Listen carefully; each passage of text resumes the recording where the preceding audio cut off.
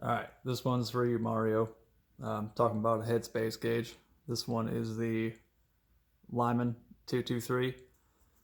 And what this does is when you take a case right here, you're setting up your resizing die.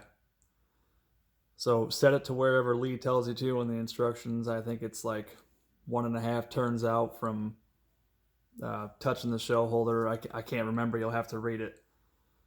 But then you'll drop the case in. You got 2 slots here. You got a slot going this way, and then there's one over here, and they're actually 2 different heights.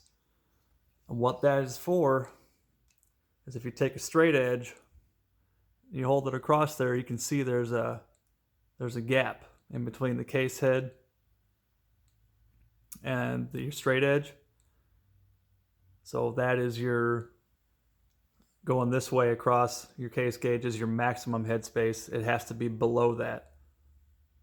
So if you have a gap in between your straight edge and these 2 sides and your blade's touching your case head, that's too much headspace. Now when you turn it this way, you want there to be a gap. So that is your minimum headspace. If your headspace too short and your straight edge is touching on your gauge, you need to back your die out a little bit.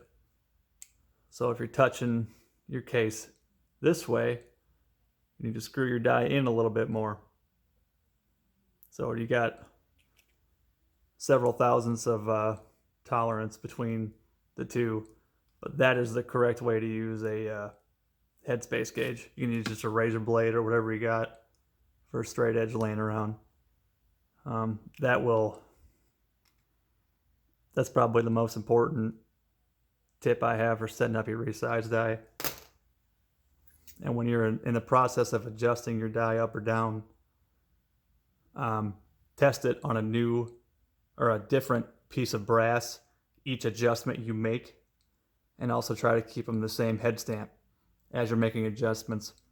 Once you get it set to where you want it, you should be all right after that. So again, Mario, that one's for you, buddy.